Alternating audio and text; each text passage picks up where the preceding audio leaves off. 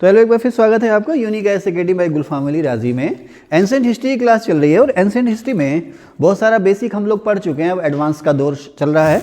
तो इससे पहले मैं कई सारी क्लासेस उसमें अपलोड कर चुका हूँ, कई सारी वीडियो अपलोड कर चुका हूँ। और चैनल पर आप जाएंगे हमारे तो उसमें प्लेलिस्ट सेकंड में ये चल रहा है। कई सारी प्लेलिस्ट हैं, वीडियो आप देखेंगे तो करीब 270 के आसपास हो चुकी हैं। लेकिन प्लेलिस्ट जो है मैंने अब बनाना शुरू किया है ताकि आपको सर्च करने में कोई चीज़ दिक्कत ना हो।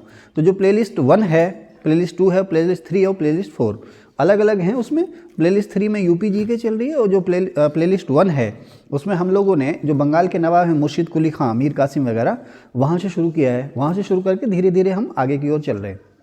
हालांकि वीडियो हम पहले ही अपलोड कर चुके हैं। हम लोगों ने भारत छोड़ो आंदोलन तक पढ़ा दिया है। बंगाल के नवाबों से शुरू करके प्लासी बक्सर के बैटल से शुरू करके हमने भारत छोड़ो आंदोलन तक पढ़ा दिया है। लेकिन आपको सर्च करना पड़ेगा, कर सकते हैं तो कर लीजिए। इसके अलावा धीरे धीरे प्लेलिस्ट भी हम लोग धीरे धीरे अपडेट कर रहे हैं। तो ये प्लेलिस्ट 3 है। अगर आप लोग देखना चाहें और सीक्वेंस से पढ़ना चाहें तो इसमें 7-8 वीडियो ऑलरेडी हैं, उससे आगे हम लोग चल रहे हैं। पहले हम लोग जो हैं चेर, चोल, पांड्य, पल्लव, इनकी सबकी बात कर चुके हैं। चोल एम्पायर को पूरी तरह से पढ़ा चुके हैं। विजयनगर एम्पायर हो चुका है और इसी बीच में इनसे रिलेटेड चीज़ें हैं उन्हें हम कोरिलेट करते हुए आगे चल रहे हैं। यानी सभी चीज़ों को एक साथ कोरिलेट करते हुए पढ़ा रहे हैं। थोड़ा सा आप हो सकता है आपको असहज महसूस हो और लगे कि ये किस तरह का तरीका है पढ़ाने का, लेकिन अगर ये आपको समझ में आ जाए तो ये यूनिक तरीका है और इसमें याद करना बहुत आसान है। ठीक है, तो आगे चलते हैं। अब कई बार मैंने 2-3-4 पार्ट में मैंने आपको पीछे जो है संगम काल के बारे में बताया है।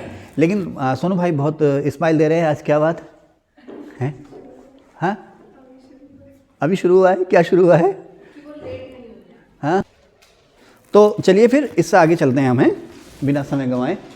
संगम काल, तो मज़े की बात यह है कि हम लोग संगम काल रट लेते हैं। आम तौर पर हमें ये नहीं पता होता कि है क्या संगम काल या संगम एरा। इंग्लिश में भी संगम ही है। कृष्णा नदी के साउथ में ज़्यादातर जो लैंग्वेज बोली जाती है वो तमिल बोली जाती है। हालांकि केरल में अलग लैंग्वेज है, आंध्र प्रदेश, तेलंगाना में अलग लैंग्वेज है, लेकिन कृष्णा नदी का जो साउथ का क्षेत्र है वहाँ पर आम तौर पर जो भाषा है वो तमिल बोली और समझी जा सकती है। जैसे आप खुद ही देखो ना, आपकी जो भाषा है मातृभाषा हिंदी है, लेकिन आप उर्दू भी समझ लेते हो। आपके आसपास उर्दू भाषी लोग भी हैं, पंजाबी भाषी लोग भी हैं। आप उर्दू भी समझ लेते हो, पंजाबी भी समझ लेते हो, और इसके अलावा हिंदी से मिलती जुलती अवधी, भोजपुरी, मैथिली, है ना, या पश्चिमी उत्तर प्रदेश की भाषा हो, उनको भी आप लोग समझ लेते हो। हरियाणवी भाषा को आप समझ लेते हो। तो इसी तरह से कृष्णा नदी के दक्षिण का जो क्षेत्र है वो तमिल भाषी क्षेत्र है आदिकाल से। ठीक, समझ गए? अब यहाँ पर बहुत सारे तमिल साहित्यकार थे, जिसमें खास करके तमिल कवि थे। साहित्यकार तो देखो जो भी लेखन का काम करता है, जो भी कुछ लिखता है, चाहे वो नाटक लिख रहा हो, यात्रा वृत्तांत लिख रहा हो, डायरी लिख रहा हो, वो सारे के सारे साहित्यकार ही कहेंगे। अब कवि अलग हुआ, जो कविताएं लिखता है वो कवि है।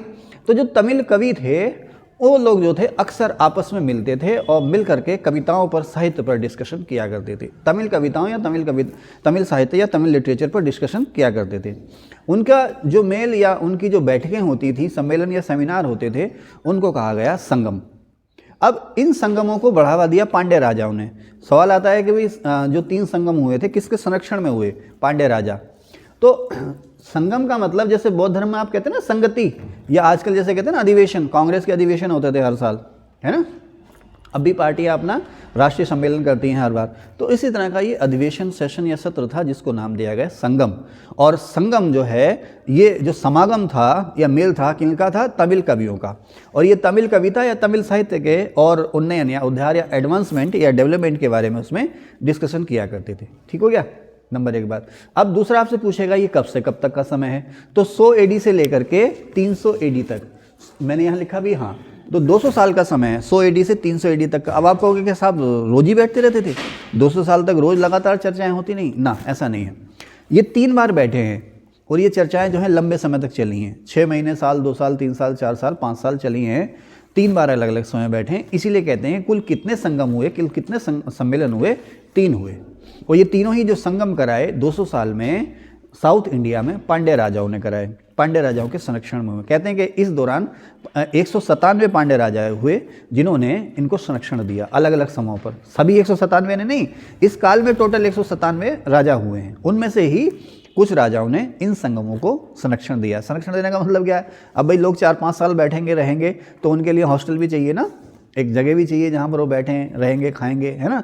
इसके अलावा कपड़ा लत्ता सभी कुछ चाहिए, और भी बहुत सारी फैसिलिटीज चाहिए, और इनाम भी दिए जाते होंगे, है ना।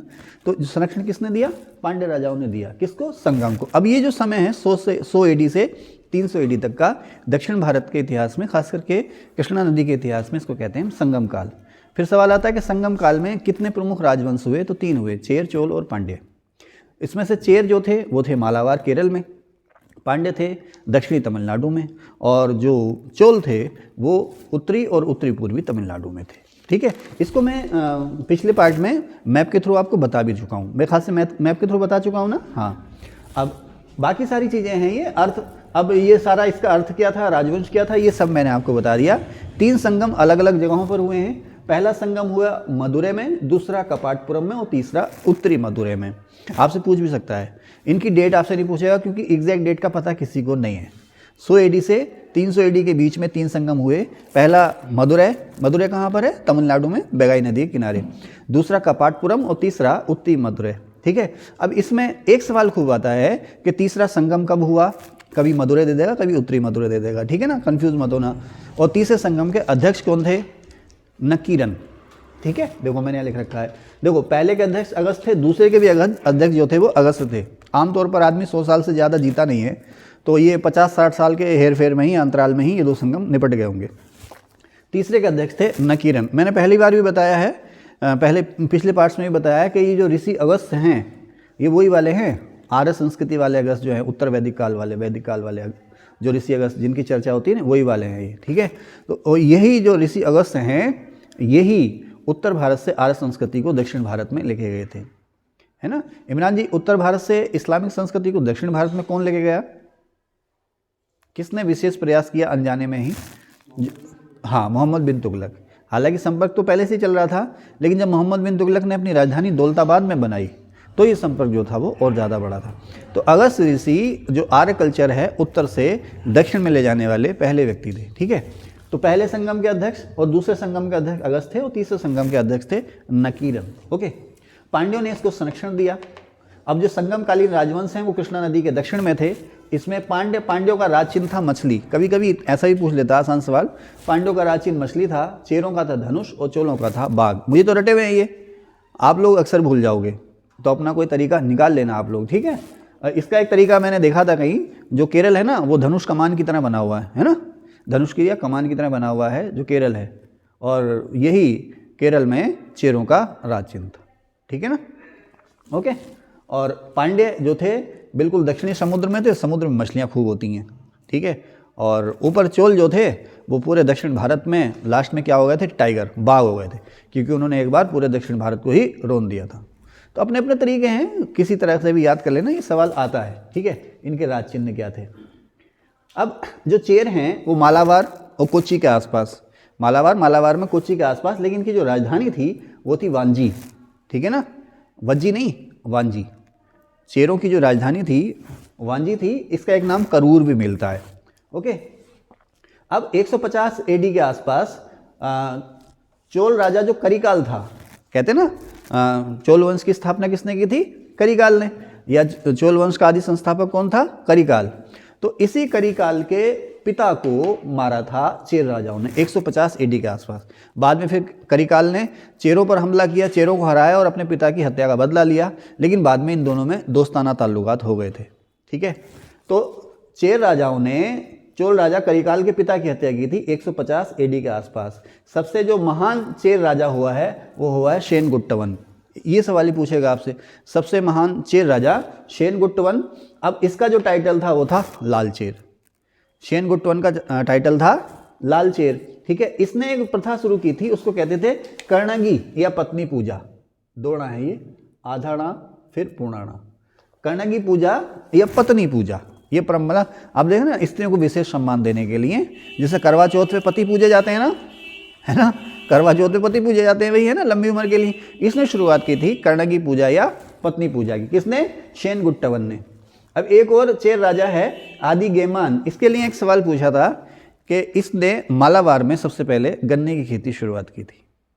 मालाबार में या केरल में इसने गन्ने की खेती शुरू करवाई थी। ठीक है, दूसरी शताब्दी के आसपास जो है वो चेर ख़त्म हो गए। दूसरी शताब्दी के लगभग अंत में चेर जो है ख़त्म हो गए। लगभग 200 साल तक इनका अस्तित्व रहा और अपने पीक पर जब ये रहे तो कुल जमा 100 साल तक इनका अस्तित्व रहा।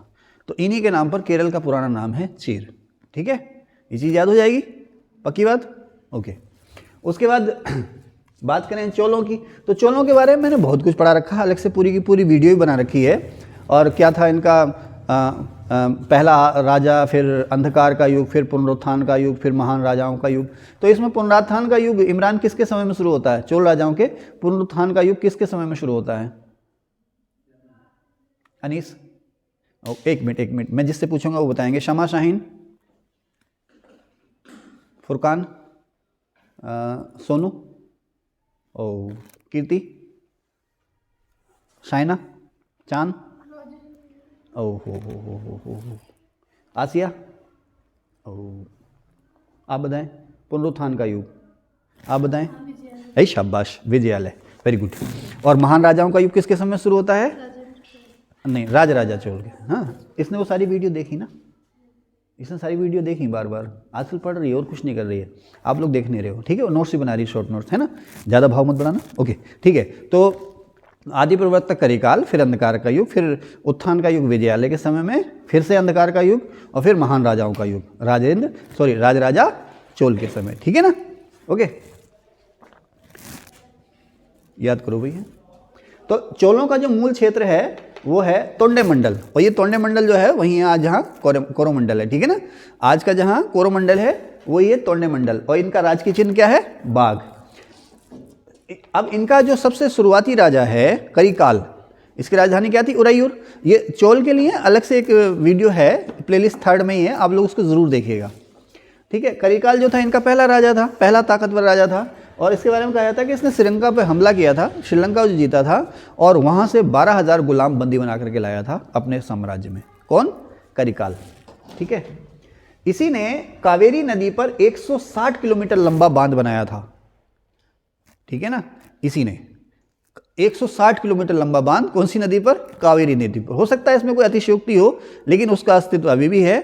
इसका नाम है आज कावेरी पत्तनम, वो पुराना नाम है पुहार। सवाल आता है कि कभी तो आ जाएगा कावेरी पत्तनम कहाँ है, तो तमिलनाडु में है ना, कोरोमंडल में है। ठीक है, किसके किनारे है? बंगाली खाड़ी के किनारे है। इसका पुराना नाम जो है पुहार है। तो ये चोलों का सबसे खास बंदरगाह था, पुहार या कावेरी पत्तनम। किसके समय में बना? सबसे पहले ये करिकाल के समय में बना था। ठीक है, ठीक है, किसी ने बेटे पूछना है यहाँ पे कुछ है? वैसे इतना मैंने शुरुआत में आपसे डिस्कस किया है, मेरे ख्याल से कुछ अब ऐसा तो है नहीं कि ऊपर से गुजर रहा हो, है ना। और अगर आप लोग इसको पहली बार देख रहे हैं तो इसमें जो 6-7 वीडियो पहले से हैं उनको ज़रूर देखिए आप, तब आपको और बेहतर आसानी से समझ में आएगा। समय तो लगेगा, लेकिन अगर उनको देख लेंगे तो और आसानी से समझ में आएगा। ठीक है, अब पांड्य वंश जो है, हमने कहा सर्वाधिक उत्तरजीवी, इन तीनों में सबसे लास्ट तक इसका अस्तित्व रहा। कई बार मैं बता चुका हूँ, ये तीनों का समय लगभग एक साथ है। आप देखें ना, चंद्रगुप्त मौर्य का पोता कौन? अशोक, है ना। अशोक ने चेरपुत्र, चेलपुत्र और सत्यपुत्रों को दक्षिण में अपना सीमावर्ती प्रदेश कहा है ना। यानी कि चेर, चोल और सत्य चंद्रगुप्त मौर्य और अशोक के समय में भी अस्तित्व में थे, और अशोक ने इनको जीता नहीं। अब क्यों नहीं जीता? हो सकता है वहाँ तक जाते जाते थक गया हो, या इनकी पावर अच्छी खासी हो, पावर इनकी खूब सारी हो, इसलिए हमला ना किया हो। या ऐसा भी हो सकता है क्योंकि कलिंग के युद्ध के बाद उसने क्या किया था? युद्ध नीति छोड़ दी थी, है ना। कलिंग के युद्ध के बाद उसने युद्ध नीति छोड़ दी थी। हो सकता है उसने जब प्रसारवादी रुख अपना छोड़ दिया तो इन्होंने कहा भाई ठीक है, हम आपके दोस्त बने रहेंगे, ठीक है, कोई दिक्कत नहीं, आप आज़ाद रहो। यानी कि एंशिएंट एज के ही ये जो है चेर, चोल और सत्यपुत्र। अशोक मैंने आपको नहीं पढ़ाया अभी, वो बाद में पढ़ाऊंगा। तो पांड्य वंश जो है सबसे लंबे समय तक रहा। एमबीटी के समय में क्वेश्चन आता है, अलाउद्दीन खिलजी के बारे में भी आता है, एमबीटी के समय में भी आता है। एमबीटी ने तो खैर पूरा दक्षिण भारत ही जीत लिया था, एमबीटी ने तो पूरा दक्षिण भारत जीत लिया था। अच्छा, एमबीटी के समय में ये अब जो पांड्य जो बचे खुचे रह गए थे वो रह गए थे मावर में।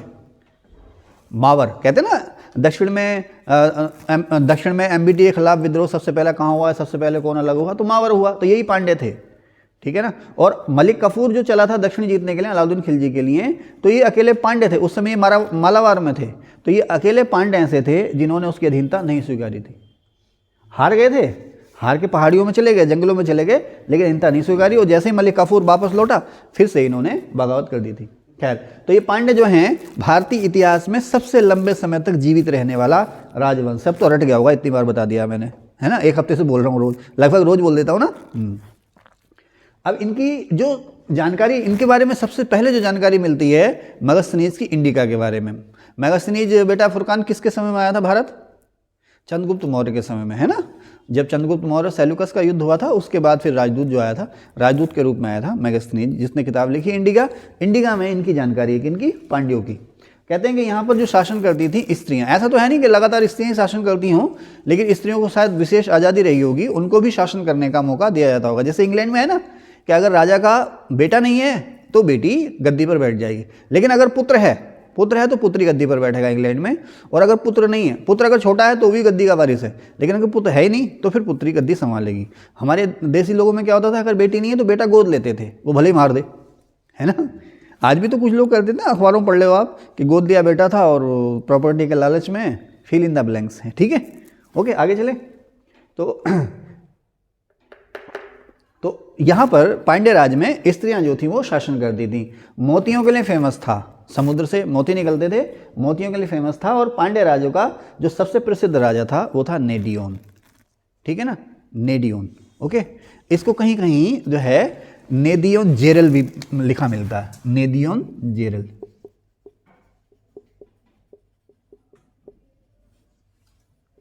ठीक है, और इसने शुरुआत की थी समुद्र पूजा की। जो समुद्र पूजा की प्रथा किसने शुरू की? इसने नेडियोन या नेदियोन जेरल ने। और पत्नी पूजा या कर्णेगी पूजा किसने शुरू की? शेनगुट्टवन या लालचेन ने। ठीक है, इन चीज़ों का आप लोग ध्यान रखना। आगे चलें। बेंगी के जो चालुक्य हैं, अच्छा, बेंगी के चालुक्य पुलकेशिन सेकंड के समय में स्थापित हुए, आपको पता ही है, पहले बता रखा हूँ। जो बेंगी के चालुक्य हैं, पुलकेशिन सेकंड ने बेंगी यानी कि आंध्र प्रदेश को जीता और अपने संबंधी विष्णुवर्धन को वहाँ का क्या बना दिया? सामंत बना दिया, गवर्नर बना दिया। बाद में पुलकेशिन सेकंड के बाद इसने यहाँ पर बगावत कर दी और अपना स्वतंत्र एम्पायर बना लिया। कहाँ पर? बेंगी। बेंगी कहाँ पर? आंध्र प्रदेश में। तो मैंने लिखा बेंगी के चालुक्य विष्णुवर्धन पुलकेशिन सेकंड। इसका मतलब क्या? पुलकेशिन सेकंड के समय में विष्णुवर्धन ने बेंगी में चालुक्य वंश की फाउंडेशन की थी। और बातापी के चालुक्य जो थे उनका आखिरी राजा, बातापी के चालुक्यों का आखिरी राजा जो था वो था कीर्तिवर्मन सेकंड। आपके नाम से मिल रहा है ना, बातापी के चालुक्यों का आखिरी राजा कीर्तिवर्मन सेकंड। ठीक है, तो इस पार्ट में बस इतना ही। मिलते हैं आपसे नेक्स्ट पार्ट में। अगर आपको वीडियो अच्छी लग रही हो तो प्लीज़ सब्सक्राइब जरूर कीजिएगा। Thank you.